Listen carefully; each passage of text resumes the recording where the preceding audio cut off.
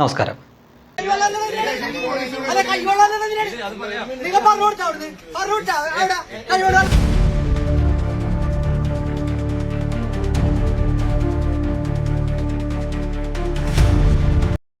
ആളെ മനസ്സിലായല്ലോ. പള്ളുരുത്തി സെൻറ് റീത്ത സ്കൂളിൽ ഹിജാബിൻ്റെ പേരിൽ പ്രശ്നമുണ്ടാക്കിയ കുട്ടിയുടെ സുഡാപ്പി ബാപ്പയാണ്. അയാളുടെ ശരീരഭാഷ, അയാൾ ആ കന്യാസ്ത്രീകളുടെ നേരെ ചെല്ലുന്ന രീതി, ഇതൊക്കെ നോക്കിക്കേ. എത്ര മാത്രം പ്രകോപനപരമായിട്ടാണ് അയാൾ അവിടെ ആ സ്കൂളിൽ അന്ന് ആ അന്തരീക്ഷം സൃഷ്ടിച്ചത് എന്ന് ഈ ദൃശ്യങ്ങളിൽ നിന്ന് വ്യക്തമാണ്. ഇപ്പോൾ എന്തായാലും ഇയാളുടെ ഏറ്റവും പുതിയ പ്രസ്താവന വന്നിട്ടുണ്ട്. സെൻറ് റീത്ത സ്കൂളിലേക്ക് ഇനി അയാളുടെ കുട്ടിയെ വിടില്ല എന്നാണ് അയാൾ തീരുമാനിച്ചിരിക്കുന്നത്. അയാൾക്ക് വലുത് അയാളുടെ മതവിശ്വാസമാണ്, കുട്ടിയുടെ വിദ്യാഭ്യാസമൊന്നുമല്ല അയാൾക്ക് വലുത്, അയാളുടെ മതവിശ്വാസമാണ് വലുത് എന്ന് അയാൾ ഈ പ്രബുദ്ധ കേരളത്തിൽ നിന്ന് ഉറക്കെ വിളിച്ച് പറഞ്ഞിരിക്കുകയാണ്. നമ്മളൊരു കാര്യം ശ്രദ്ധിക്കേണ്ടതുണ്ട്. ഈ കുട്ടി ഇതിനു മുമ്പ് 2 സ്കൂളിൽ പഠിച്ചിരുന്നു. അതിനുശേഷം 3ാമത്തെ സ്കൂളിലേക്കാണ് മാറി വന്നത്.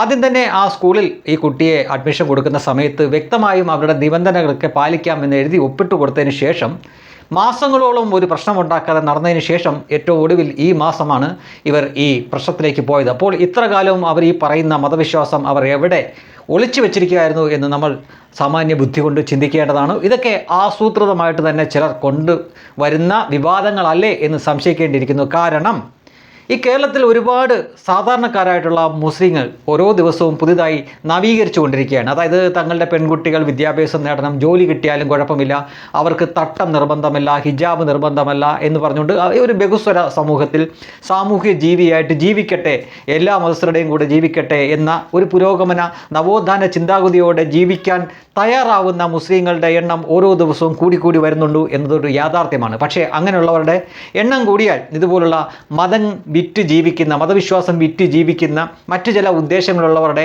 ലക്ഷ്യം സാധിക്കാതെ വരും. അതിനാൽ ഇത്തരം വിവാദങ്ങൾ അവർക്ക് ഇടയ്ക്ക് ആവശ്യമാണ്. ഇത്തരം വിവാദങ്ങൾ ഉണ്ടാകുമ്പോഴുള്ള കുഴപ്പം എന്താണെന്ന് ചോദിച്ചു കഴിഞ്ഞാൽ, ഇനി നാളെ ഒരു മുസ്ലിം കുട്ടിക്ക് ഒരു സ്കൂളിലോ കോളേജിലോ അല്ലെങ്കിൽ മറ്റൊരു തൊഴിലിടത്തോ അവിടത്തേക്ക് എടുക്കാൻ വേണ്ടി പോകുമ്പോൾ ആ എടുക്കുന്ന അവർ ഒരു 10 വട്ടമെങ്കിലും ചിന്തിക്കും, ഇതെനിക്ക് കോടാലിയാവോ, ഇത് സ്ഥാപനത്തിന് കോടാലിയോ ആകുമോ എന്നൊക്കെ ചിന്തിച്ചതിന് ശേഷം മാത്രമേ കൊടുക്കൂ.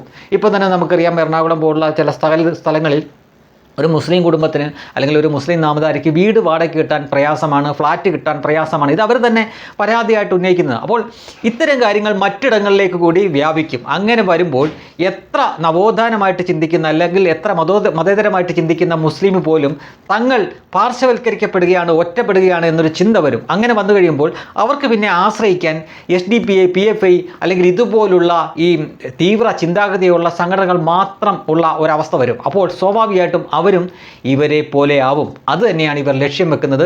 PFI പോലെ, SDPI പോലെ അല്ലെങ്കിൽ PDP പോലുള്ള കൂട്ടരുടെ അവരുടെ തീവ്ര ചിന്താഗതിയായിട്ട് നടക്കുന്ന ഒരു കൂട്ടർ മതി ഇവിടെ.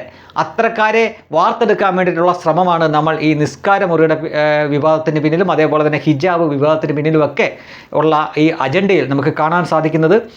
എന്ത് പറയാനാണ്, ഇത് മനസ്സിലാക്കിയാലും ഇവിടുത്തെ നല്ലൊരു ശതമാനം മുസ്ലിങ്ങൾക്കും മറ്റും മാർഗമില്ല.